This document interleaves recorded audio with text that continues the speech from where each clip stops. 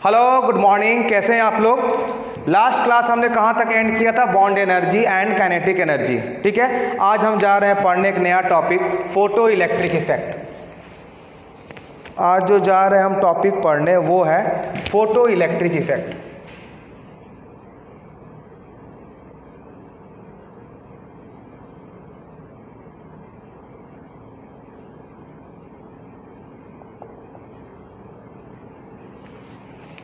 अब देखो, पहले तो आप वर्ड बाय वर्ड मीनिंग समझो ये क्या होता है। फोटो मीन्स क्या होता है? लाइट, इलेक्ट्रिक मीन्स करंट, और इफेक्ट मीन्स जो हमें चेंजेस दिखे। मतलब लाइट से जो करंट आता है उसके थ्रू जो चेंजेस हुआ उसी को बोलते हैं फोटो इलेक्ट्रिक इफेक्ट। चलो हम अगर एक डायग्राम बनाते हैं,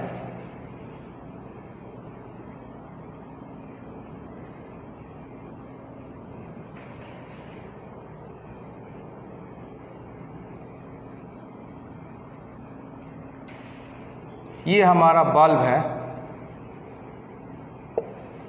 ये कैथोड माइनस है, ये एनोड प्लस है, ये वाला पार्ट हमारा कैथोड है और ये वाला पार्ट हमारा एनोड है।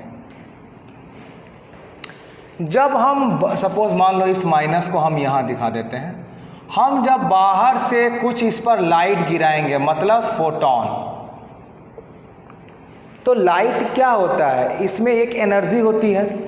ये क्या करेगा? इस वाले कैथोड को स्ट्राइक करेगा बार बार। तो स्ट्राइक करेगा तो क्या होगा? इसके इलेक्ट्रॉन्स एनर्जी को गेन करेंगे, और जब गेन करेंगे तो क्या होगा? आपस में शुरू हो जाएगा कोलिजन, डिचिक डिचिक, ये शुरू हो जाएगा क्या? कोलिजन। जैसे कोलिजन हुआ तो क्या होगा? इलेक्ट्रॉन बाहर निकलना शुरू करेगा। मतलब यहां से इलेक्ट्रॉन बाहर निकलना शुरू करेगा। क्लियर है?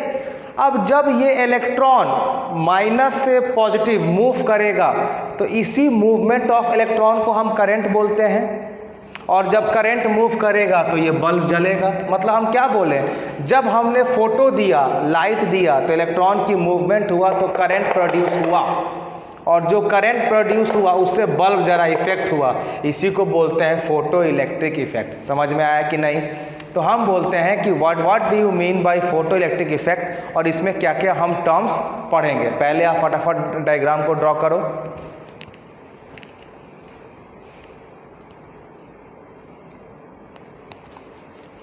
तो अब हम बात करते हैं कि what is photo electric effect.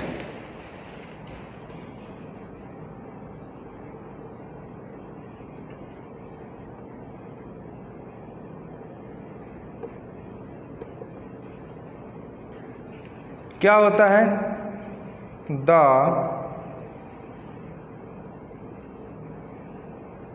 Minimum amount of energy, the minimum amount of energy required to eject the electron from the surface of a metal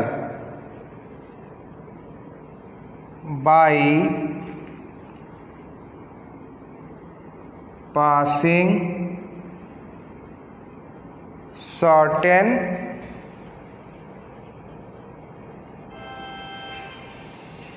wavelength, 1 minute,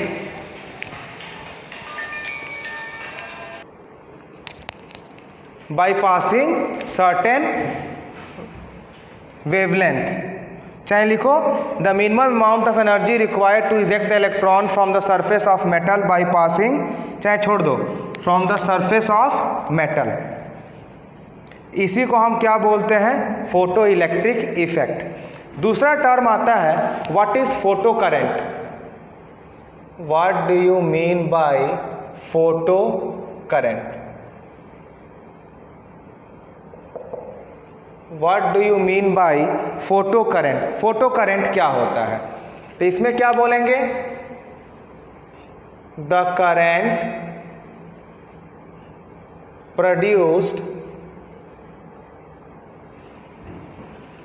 the current produced from light, the current produced from light, या इसको क्या बोलेंगे हम, photon, इसी को हम बोलते हैं फोटो करंट। क्लियर है? तो ये हमारा हो गया complete what do you mean by photo electric effect.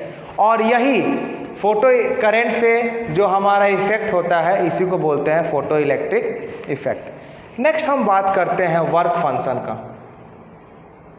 Next जो टॉपिक हम जा रहे हैं पढ़ने ये हमारा है वर्क फंक्शन, जिसको हम फाई से करते हैं डिनोट।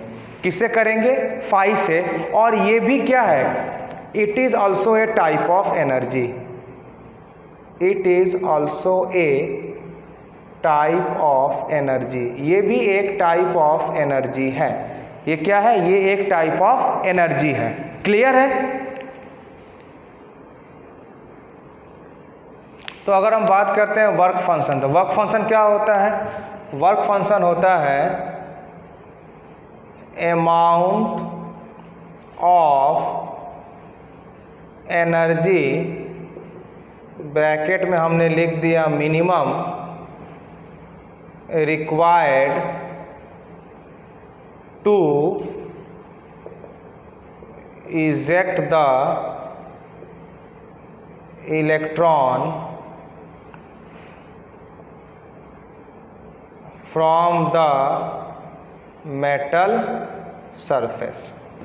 ठीक है, अब देखो क्या होता है। जैसे मान लो सपोज ये हमारा अगर एक मेटल है, इसमें हमारे बहुत सारे मेटल इलेक्ट्रॉन्स होंगे ही। अब हम बाहर से कुछ इसमें एनर्जी देंगे तब ये बाहर निकलेगा। अभी आपको हमने क्या बताया कि अगर आप मेटल से इलेक्ट्रॉन को बाहर निकालते हो तो इसको हम क्या बोलते हैं? इसको हम वर्क फंक्शन फाई भी बोल सकते हैं या इसको हम आयोनाइजेशन एनर्जी भी बोलते हैं। अभी आपको सिखाए थे कि किसी भी मेटल के आउटर मोस्ट से अगर आपने इलेक्ट्रॉन निकाला उसे क्या बोलते हैं? Ionization energy.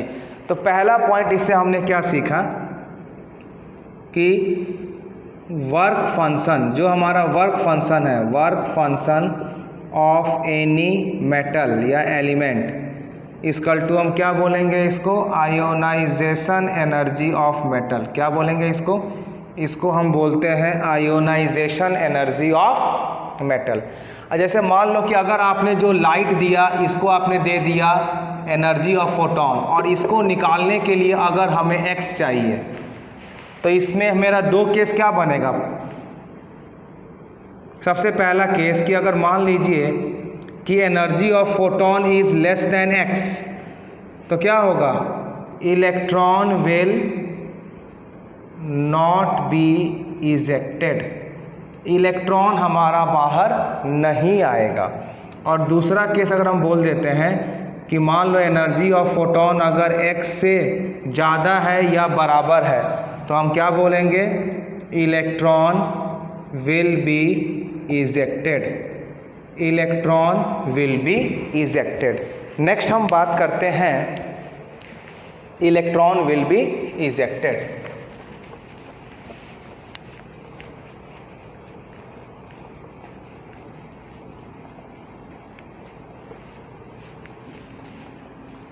नेक्स्ट हम ये बात करते हैं, वो हमारा क्या हो गया? इलेक्ट्रॉन इजेक्ट हो गया। अब इसमें क्वेश्चन क्या आता है, हर आदमी क्या चाहता है कि हमें कोई भी काम करना हो तो मिनिमम से मिनिमम एनर्जी लगे। कोई नहीं चाहता है कि मैक्सिमम एनर्जी मेरा काम हो, मिनिमम से मिनिमम एनर्जी लगे मेरा काम हो जाए। Everyone wants this. तो अगर हम बात करते हैं कि जिनका आयोनाइजेशन एनर्जी बहुत कम होगा उनका वर्क फंक्शन भी बहुत कम होगा और वो बहुत जल्दी से इलेक्ट्रॉन रिलीज करेगा। और उसका एक ही एग्जांपल है क्या? सीजियम। क्या है? सीजियम। आपने पढ़ा होगा, ग्रुप 1 का एलिमेंट मैंने कराया था आपको। क्या होता है? Lithium, sodium, potassium, rubidium, caesium. On moving from top to bottom size will increase. मतलब लिथियम का अगर ये रहेगा, सोडियम का ये रहेगा, पोटेशियम ये, रुबिडियम ये, सीजियम ये, यानी जितना ज़्यादा सेंटर से डिस्टेंस बढ़ेगा उतना फोर्स ऑफ अट्रैक्शन कम होगा, और जितना फोर्स ऑफ अट्रैक्शन कम होगा उतना आसानी से इलेक्ट्रॉन निकल जाएगा, और जो इलेक्ट्रॉन निकलता है उसी को क्या बोलते हैं, वर्क फंक्शन या आयोनाइजेशन एनर्जी। तो which element is having the lowest work function या आयोनाइजेशन एनर्जी, जिसका साइज बहुत बड़ा है। तो हम क्या देख रहे हैं कि on moving from top to bottom size increases, यानी सीजियम का साइज बहुत बड़ा है, तो हम क्या बोल सकते हैं कि इसका आयोनाइजेशन एनर्जी इज लो, या वर्क फंक्शन जो फाई है ये भी लो होगा।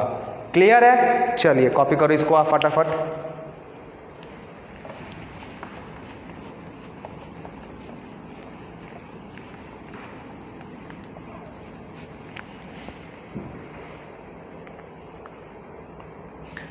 नेक्स्ट हम बात ये करेंगे, इसमें एक वर्ड आता है थ्रेशोल्ड, इसमें आपको एक वर्ड आता है थ्रेशोल्ड। मैं इसको दो पार्ट में डिवाइड करता हूं। एक के लिए हम डिवाइड करते हैं मिनिमम, और दूसरे को हम लेते हैं मैक्सिमम। तो मिनिमम और मैक्सिमम क्या होगा? अभी हमने क्या बोला, हर आदमी चाहता है कि हमारा क्या हो, एनर्जी कम लगे।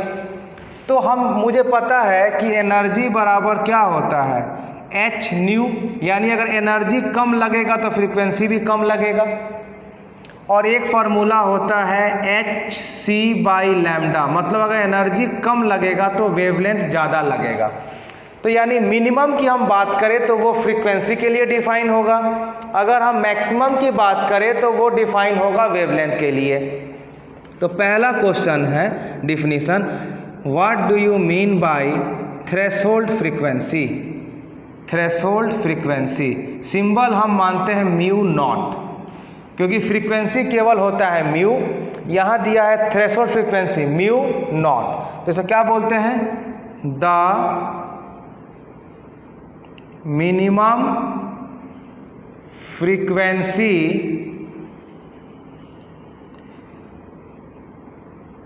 required to eject the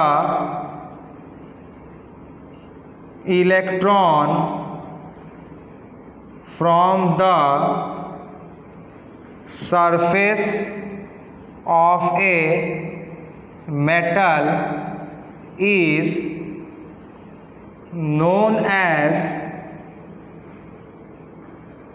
threshold frequency.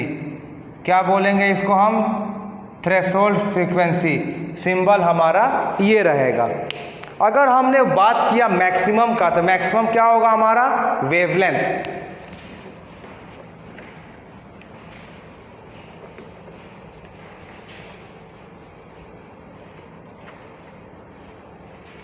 हमारा मैक्सिमम होगा वेवलेंथ। तो हम क्या बोलेंगे यहाँ पर सेकंड वाला, threshold wavelength.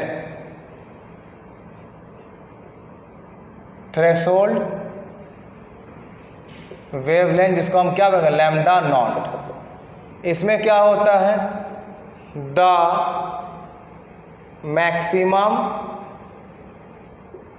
Wavelength required to eject the electron from the surface of the metal is known as threshold wavelength.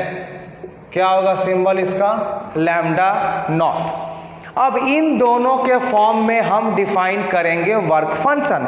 हमने क्या बोला आपको, वर्क फंक्शन क्या है, वो भी एक एनर्जी है, minimum amount of energy required. तो हम क्या लिखेंगे, वर्क फंक्शन जो फाई है इज इक्वल टू, अगर हम थ्रेशोल्ड की बात करें तो हमने पढ़ाया था E is equal to h nu, है ना। तो work function will be equal to h nu naught. ये हो गया work function in terms of threshold frequency. अगर यही हम पूछे इन टर्म्स ऑफ वेवलेंथ तो क्या हो जाएगा, वर्क फंक्शन बराबर hc/λ0। ये हो गया हमारा work function in terms of threshold wavelength. Clear है ये वाला? कॉपी करो इसको।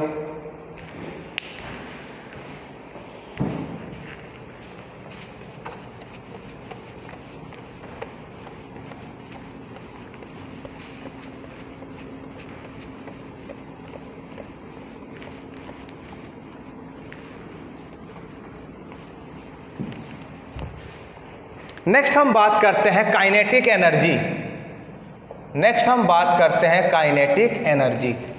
क्या होता है देखो, सपोज आपने एनर्जी ऑफ फोटोन एनर्जी दिया, क्लियर है, इसमें से जो एनर्जी लगा इलेक्ट्रॉन को निकालने के लिए उसको हमने बोल दिया वर्क फंक्शन फाई।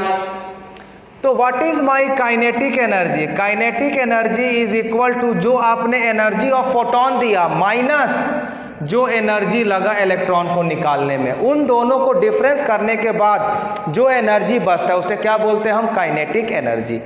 ये वाला पर आपके एग्जाम में बहुत क्वेश्चन आते हैं। अब इसका आप जो भी फॉर्म है लिख लो। क्या लिखोगे इसको? हाफ mv² बराबर क्या हो जाएगा, hc/λ माइनस hc/λ0।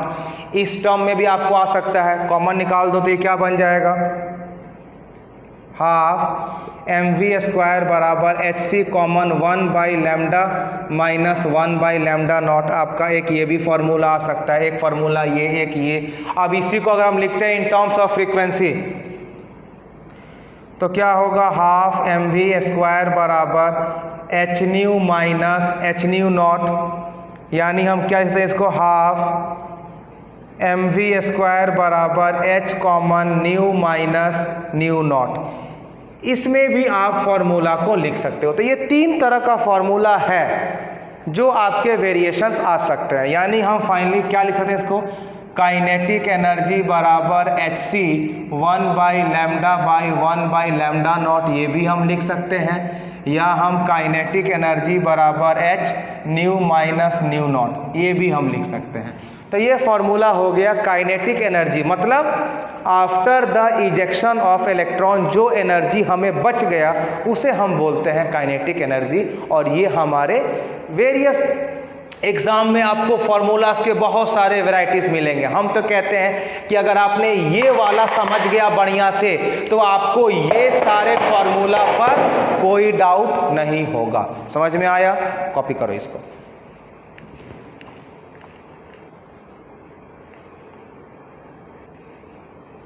चलो यहां सबने कॉपी कर लिया। आइए नेक्स्ट हम आते हैं, एक आपका और टर्म आता है इंटेंसिटी। एक और आपका टर्म आता है इंटेंसिटी। इसको हम क्या बोलेंगे? इसको हम बोलेंगे number of photons falling per unit area per unit time. Simple याद है, क्या बोलेंगे इसको? Number of photon falling per unit area per unit time, इसी को हम क्या बोलते हैं? इंटेंसिटी। जो इसमें आपके क्वेश्चन जो एग्जाम में आते हैं वो क्या रहते हैं कि जो काइनेटिक एनर्जी है is not dependent on intensity. ये वाले आपके जेई और नीट में बहुत क्वेश्चन आते हैं और इस पर आपके वो ग्राफ भी पूछेंगे। क्या कि इसकी प्लॉटेशन कैसे होगा with the help of graph.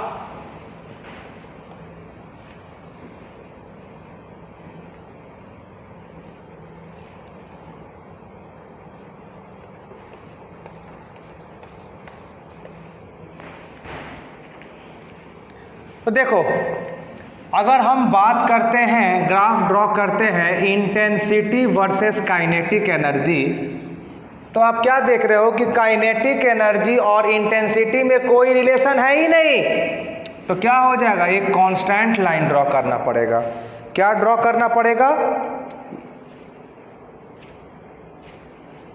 आपको ड्रॉ करना पड़ेगा एक कांस्टेंट लाइन। आपको ड्रॉ क्या करना पड़ेगा? एक कांस्टेंट लाइन को ड्रॉ करना पड़ेगा। क्लियर है? कॉपी करो इसको। हाँ, तो अगर मैं ये वाला जो ग्राफ ड्रॉ किया है, हमने नीचे क्या लिखा है कि kinetic energy is not dependent on intensity, मतलब आपका इंटेंसिटी का कुछ भी वैल्यू हो, इस पर काइनेटिक एनर्जी डिपेंड नहीं करेगा, इसीलिए इनका ग्राफ क्या होता है? एक कांस्टेंट। दूसरा, कभी कभी ग्राफ इस पर आ जाएगा कि आपको ग्राफ प्लॉट करना पड़ेगा काइनेटिक एनर्जी वर्सेस फ्रीक्वेंसी, तो आपको ये वाला यूज करना पड़ेगा। आप लोग फिजिक्स में पढ़े होंगे, ये हो जाता है y = mx + c। This is the equation of straight line जहां c 0 है, मतलब हमारा ग्राफ स्टार्ट होगा ओरिजिन से, लेकिन ओरिजिन से नहीं, क्योंकि हमें मिनिमम फ्रीक्वेंसी चाहिए इलेक्ट्रॉन को इजेक्ट करने के लिए। हमें 0 नहीं चाहिए, मिनिमम वैल्यू चाहिए, मतलब 0 से थोड़ा दूर होगा जो मिनिमम वैल्यू है μ0, और यहां से फिर ये फॉलो करेगा स्ट्रेट लाइन। क्यों? क्योंकि काइनेटिक एनर्जी बराबर h × μ - μ0 is the equation of a straight line. ये दो ग्राफ वेरी इंपॉर्टेंट है उनके लिए जो जेईई एंड नीट के लिए प्रिपरेशन कर रहे हैं। क्लियर है? कॉपी करो आप इसको।